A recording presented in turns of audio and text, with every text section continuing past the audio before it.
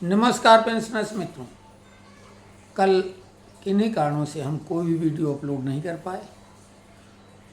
आज हम आपके सामने उपस्थित हैं और कुछ जो भी निवेदन करेंगे आप लोगों से ध्यान से सुने। हालांकि जो व्यक्ति ग्लैमराइज ढंग से उसमें मिलावट करके और तथ्यहीन मनमर्जी से कुछ भी बोलेगा तो वो बात लुभावनी तो बहुत लगेगी, लेकिन वो कितनी काम की होगी ये भी आप समझ सकते हैं, क्योंकि आप सभी अनुभवी हैं।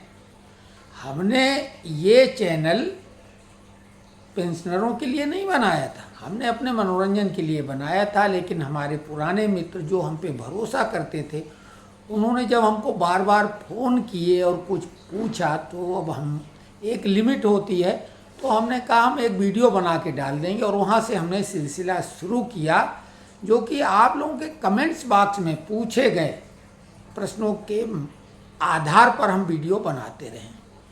अभी जो तमाम सरगर्मी चल रही है, क्योंकि यूट्यूबर हैं जिनको इससे कमाई करनी होती है, वो खाली हाथ पर हाथ धर के बैठ नहीं सकते, उनकी क्षमताएं भी सीमित हैं।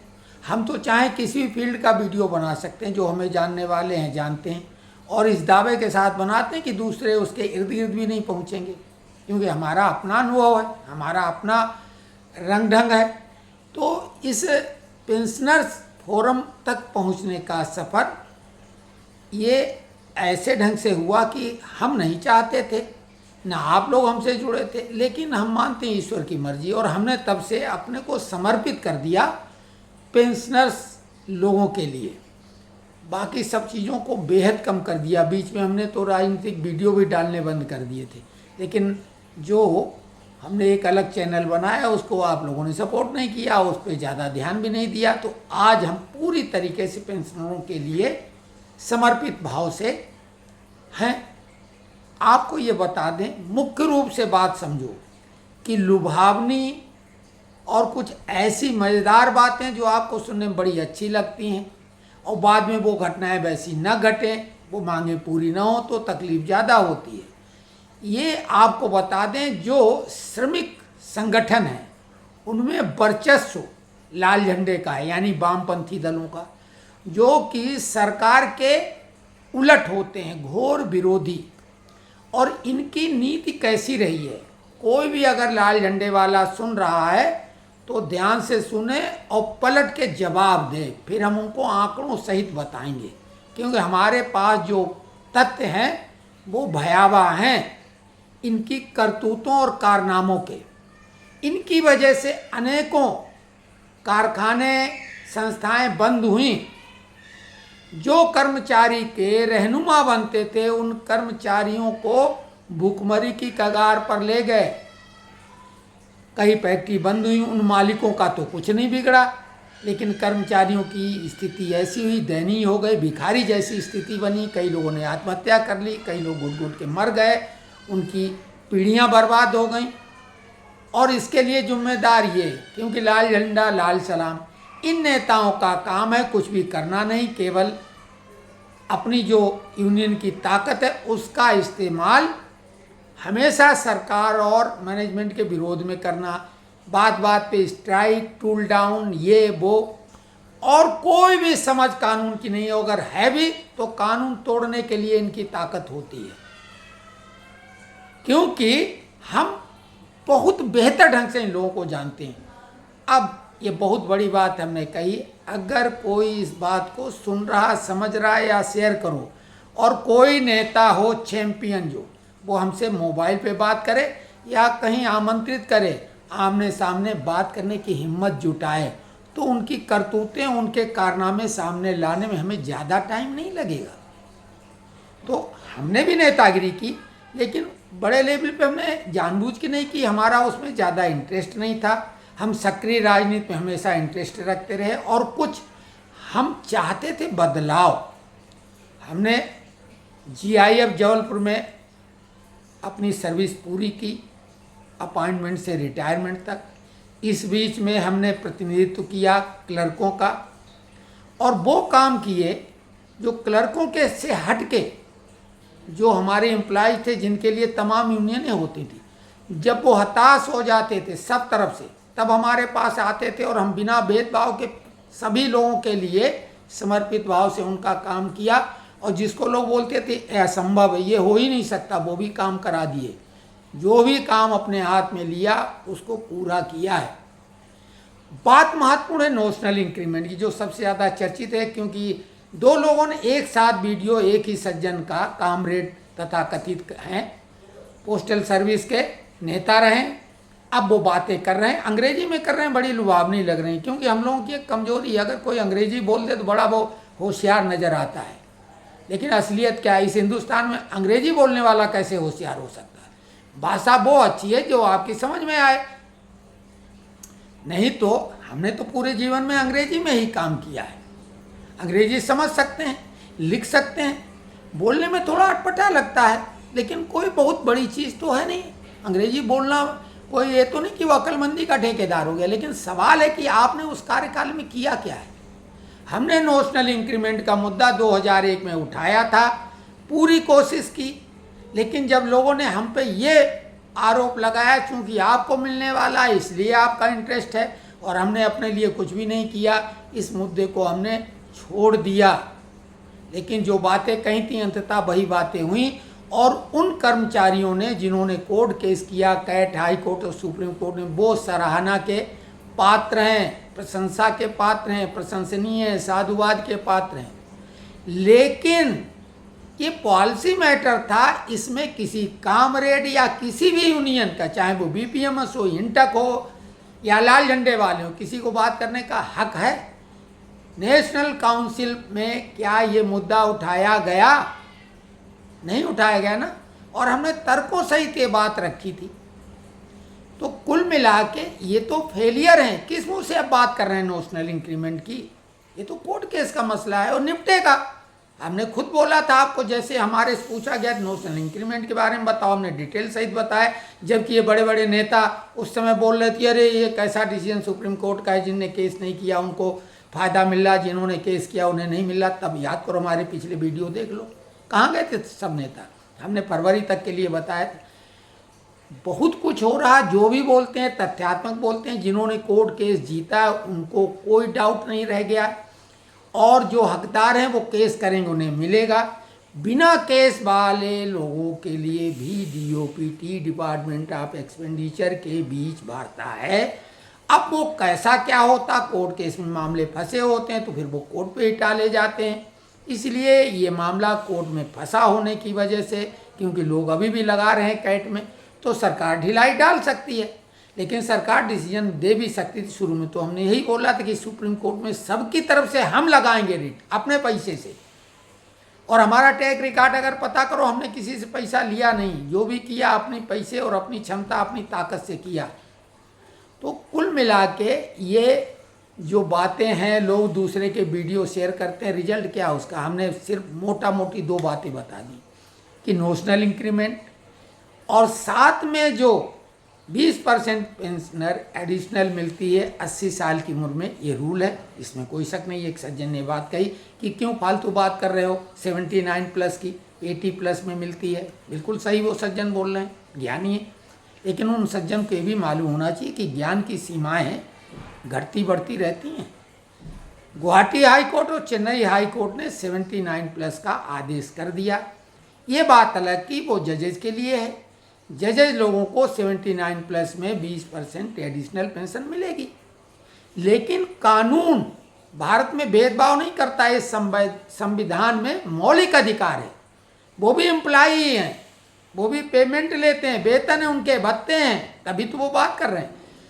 जब उनके वेतन भत्ते का नियम अलग से तो नहीं हो सकता है। इस आधार पर कोई भी कर्मचारी 79 प्लस वाला अधिकारी हो चुका है, केस हो चुके हैं, बहुत सारे केस रो में हैं, और हमने जिन वकील का नंबर दिया था वो भी कई केस फाइल कर चुके हैं। तो ये तो 79 प्लस में मिल के रहेगा, ये ध्यान दो। पहली बात, जो सज्जन ने बोला कि नहीं ये फालतू बात कर रहे हो, 80 प्लस में ही है, तो वो भूल जाइए। दूसरा मुद्दा चल रहा है कम्यूटेशन का, यानी पेंशन रिस्टोरेशन का। 10 महीने और 10 साल 8 महीने की बात, और वो एक न्यूज़ का कुछ हवाला दिया जा रहा है, वो भी न्यूज़ यानी भ्रम वाली है, उसमें भी बहुत क्लियरिटी नहीं है। और न्यूज़ कोई मायने नहीं रखती, किसी अखबार में छपा, कोई आर्टिकल में छपा, कोई यूट्यूबर, हम भी जो बनाते हैं अथेंटिक तो नहीं है। हम तो ये बोलते हैं कि हम तथ्यात्मक जानकारी लेके आपको बता रहे हैं, लेकिन हमारी कही हुई कोई बात मायने नहीं रखती है कोर्ट के लिए। तो आपको ये बता दें, लोगों को कुछ भी अता पता होता नहीं और बड़ी बड़ी बातें करने लगते हैं। अब ध्यान देना उसमें पॉइंट क्या है, उस लेटर के आधार पे बात कर रहे हो। वो लेटर इतना अधिक सर्कुलेट हुआ है कि हमारे पास वो विभिन्न सोर्सों से 10 से अधिक बार आ चुका है, कम से कम 10 बार बता रहे हैं, डबल संख्या। उसमें लिखा है कि चूंकि पहले ब्याज दर अधिक थी, अब ब्याज दर कम है, इसलिए कम समय में वो रिकवरी हो जाती। ध्यान देना जरा, ये तो उल्टी बात हो गई। अब इतनी हिमाकत और हिम्मत है इन लोगों में नहीं है सोचने की। जैसे नोशनल इंक्रीमेंट में हमने कहा, अरे भैया पहले ब्याज दर ज़्यादा थी तो रिकवरी जल्दी होगी कि कम होगी? अभी ब्याज दर कम हो गई तो वो रिकवरी होने में समय ज़्यादा लगेगा। लेकिन ये असल में बात ही नहीं, वो जो उसमें मैटर है वो तो भ्रम पैदा कर रहा है। पहली बात आप लोगों को ये मालूम होना चाहिए कि जो ब्याज दरें आरबीआई निर्धारित करती है वो पीएसयू के लिए करती है, पब्लिक सेक्टर अंडरटेकिंग बैंक्स, सरकार उन्हीं को आधार मानती है। लेकिन ये जो इंटरेस्ट है ये बैंकों वाला नहीं है, सरकार का फार्मूला ही अलग है, और वो है, आपको जानकारी के लिए बता रहे हैं, वो LIC बेस है। और LIC में ब्याज दरों में ऐसा परिवर्तन नहीं आया जो यहाँ आया। लेकिन अगर बैंकों में ब्याज दर गिरा है उसकी वजह से तो और लंबा समय फिर लगना चाहिए, रिकवरी तो लंबे समय में होगी।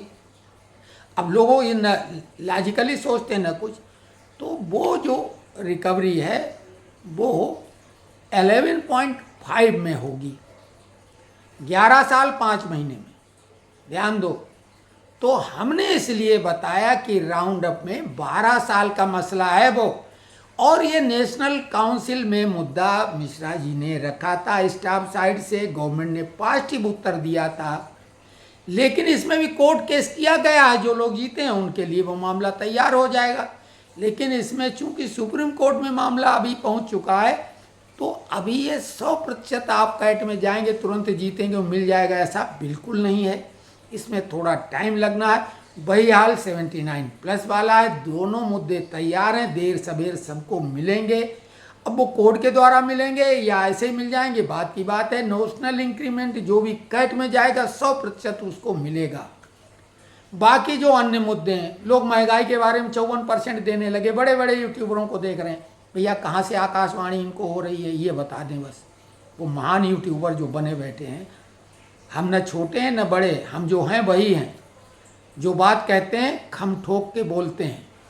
कहाँ से आकाशवाणी हो गई? कैलकुलेशन करना भी ढंग से आता नहीं, बड़ा सा बोर्ड लगा लिया, इससे थोड़ी आप बड़े बन जाओगे। हमने बहुत पहले 3% डीए की बात कर दी थी, लोगों ने बोला कहाँ से लाए, हमने कहा हमने कैलकुलेशन किया है। तो कुल मिला के 54% बता रहे हैं, एक तरफ 0% बता के बोल रहे हैं कि वो मर्ज हो जाएगी। मतलब कुछ भी, वो डीए एरियर को लेके 8वें पे कमीशन, कोई भी ऐसी खबर नहीं जब तक नई सरकार गठित नहीं होगी। केवल कोर्ट केस वाले मसलों पे ही आदेश निर्देश सरकार जारी कर सकती है, और जब तक नई सरकार गठित नहीं होगी ये सब हवाई बातें हैं, और हम हवाई बातें करना पसंद नहीं करते हैं। आप लोगों का भी समय कीमती, हमारा भी समय कीमती।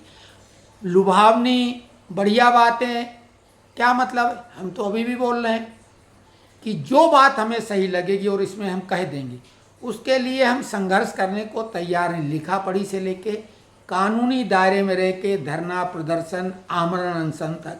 लेकिन हम अकेले क्या कर पाएंगे, हमारा तो स्वास्थ्य वैसे ही गड़बड़ रहता है। हमने बोला 100 लोग सक्रिय बनो, फिर देखो काम, और नेता उन्हीं में से कोई चुनो। हम तो नेतागिरी का हमारा 100 पूरा हो चुका जितना है। तो कुल मिला के आप लोग बिना सोचे समझे किसी का वीडियो शेयर कर देते हैं यूट्यूब पे।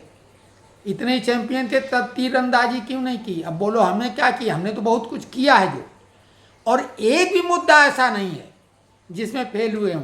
ऑर्डिनेंस फैक्ट्री में ओटी एडमिन में नहीं चलता था। हम हैं कि हमने अपनी फैक्ट्री में एडमिन वालों को बराबर ओटी दिलाया था। जबलपुर में 4 फैक्ट्री और कहीं नहीं। और इसी बात पे यूनियन वाले हमसे क्रुद्ध हुए, खपा हुए, नाराज हुए। हमें मैनेजमेंट से भी लड़ना पड़ता था, यूनियन वालों से। और आपको मालूम है एसोसिएशन में कोई भीड़ लेके कोई स्टाफ जाते ही नहीं, वो तो मैनेजमेंट के करीबी होते हैं। वन मैन शो, अकेले दम पे सारी नेतागिरी की है। और उसके बदले में हम कोप भाजन हुए मैनेजमेंट के, क्योंकि यूनियन वालों ने कोशिश करी। 3 इंक्रीमेंट बंद करा के बाहर हुए, बंद 2 हुए, असर 3 का हुआ। और जो हमारे को MACPS मिला था उसमें 1 इंक्रीमेंट का और असर पड़ा। तो 4 इंक्रीमेंट तो हम बंद करा के बाहर आए हैं। जून में रिटायर हुए 5, इसीलिए हम वो 1 इंक्रीमेंट की परवाह ही नहीं करते। तो कुल मिला के ये बात आज की कितनी समझ में आई होगी, आड़ी ठाड़ी लग रही है। सिंपल कर देते हैं कि जो कोर्ट के से मसले हैं वो कोर्ट से उन पर सरकार तो आदेश दे सकती है, लेकिन बाकी किसी भी मुद्दे पर DA मर्जिंग हो, DA एरियर हो, पे कमीशन हो, पेंशन वृद्धि हो, FMA हो, कोई भी मुद्दा हो जो कोर्ट केस में नहीं, उस पर सरकार अभी कोई आदेश जारी ही नहीं कर सकती है। अब ये सिगुफेबाजी कल्पना से तैयार करना, अगर हम कहानी बना के तैयार कर दें और कुछ भी सुना दें तो वीडियो में लाखों व्यूअर हो जाएंगे, बहुत सारे सब्सक्राइबर भी हो जाएंगे, लेकिन हम ऐसा नहीं करेंगे चाहे इसके लिए, क्योंकि हमें इससे मिलेगा क्या। मान लिया पूरे 140 करोड़ हमारा वीडियो देख लें और सारे सब्सक्राइबर बन जाएंगे तो भी क्या, जब हम इससे कोई पैसा ही नहीं कमा रहे हैं तो हमें क्या मिलना है। लेकिन हमारी बात गलत निकलने के बाद तो आप हमारे को बोलेंगे कि आप तो बहुत बड़ी बड़ी बातें करके निकल लिए, तो सब झूठी निकली।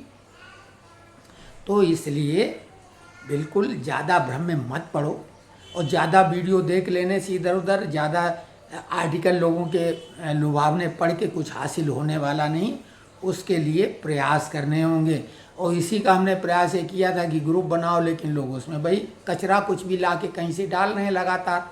मना करने के बाद डालो, क्योंकि उसमें जब आपत्तिजनक कुछ भी हमें लगेगा, क्योंकि ये कचरे से कोई फर्क नहीं पड़ता, लेकिन गड्ढमड्ढ कर दिया है, उसको डंपिंग बना दिया है, तो डंपिंग यार्ड बन चुका है, वो करते रहो। लेकिन आपत्तिजनक जो भी होगा उस पर खबर लेंगे और कानूनी कार्रवाई भी करेंगे, ये भी समझ लो। क्योंकि एडमिन का मतलब होता है कोई भी गलत सलत करेगा तो उस जवाबदेही उसकी पहले बनती है, और लोग फर्जी ढंग से इसमें एंट्री ले सकते हैं। तो सावधान हो जाएं। और आप लोगों से बार बार निवेदन किया कि अपना एक ग्रुप अलग से बनाइए, एडमिन बनिए और खूब चर्चा करिए। इसमें जो बुद्धिजीवी हैं, जो अपनी क्षमता रखते हैं, वो दब के रह जाते हैं। आप दूसरों के यूट्यूब, और हम भी उसमें कहाँ अपना कोई वीडियो शेयर कर रहे हैं, लेकिन दूसरे के वीडियो आप धड़ाधड़ शेयर करते हैं। जो उसमें कुछ समझदार लोग हैं जो तथ्यात्मक बात करते हैं, उनकी बात दब जाती है, क्योंकि वो लुभावनी नहीं होती है, वो सही बोल रहे हैं। तो भैया आप भी सही बोलिए, सही सुनना सीखिए और अपनी बात रखो फोरम में। क्यों आप जबरदस्ती दूसरों की बातें ला के रख रहे हैं? दूसरे की बात की जिम्मेदारी आपकी तो नहीं है ना। जिस बात के लिए जिम्मेदार आप हैं वही बात रखिए। हम अपना वीडियो बनाते हैं तो उसकी पूरी 100% जिम्मेदारी हमारी है, न कि आप लोगों की। तो पसंद आया है तो ठीक, ना पसंद आया हो तो ठीक। सत्यता यही है जो हमने अभी बोला कि जब तक नई सरकार गठित नहीं होगी, कोर्ट केस से हटके कोई भी मामले पे सरकार चाह के भी डिसीजन नहीं ले सकती है। जैसे कि भत्तों की वृद्धि की बात की गई थी और तुरंत उसको वापस करना पड़ा। अब वो हम लेटर दिखाएं, वो दिखाएं, अपना सबूत दें कि देखो ये रहा वो रहा, बिल्कुल नहीं, हमें ज़रूरत नहीं है। क्योंकि हमारा वीडियो जो भी पड़ा है हम सब के लिए जिम्मेदार हैं, और जो भी कहते हैं वो मजबूती से कहते हैं। तो 79+ वाले केस कर सकते हैं, और जो 12 साल के बाद रिस्टोरेशन कराना चाहते हैं उनको भी फ़िलहाल केस ही करना पड़ेगा। और हरियाणा, पंजाब हाई कोर्ट यानी चंडीगढ़ हाई कोर्ट में 32 रिट पेंडिंग में पड़ी हुई हैं। सुप्रीम कोर्ट तक मसला जाएगा, जो पहले लगा देंगे रिट तो वो पहले उनको हक मिल जाएगा। लेकिन अभी इंतज़ार करने की ज़रूरत है, हम तो यही कहेंगे, क्योंकि अभी रिट लगाने से भी तत्काल कोई फ़ायदा नहीं हुआ, क्योंकि ये पायदान अभी सुप्रीम कोर्ट की सरकार के द्वारा खुद बाकी है। लेकिन सरकार ने एक्सेप्ट किया रिस्टोरेशन के मामले में, और 79+ के लिए जजेज के लिए हो गया, तो जजेज के लिए और कर्मचारियों के लिए कानून अलग बिल्कुल नहीं हो सकता, ये मंजूर नहीं है। तो कल तक के लिए नमस्कार। और अगर किसी को इससे दिक्कत महसूस हुई तो कोई हमें दिक्कत नहीं, वो दिक्कत महसूस करता रहे, लेकिन हम तो सही बात बोलेंगे।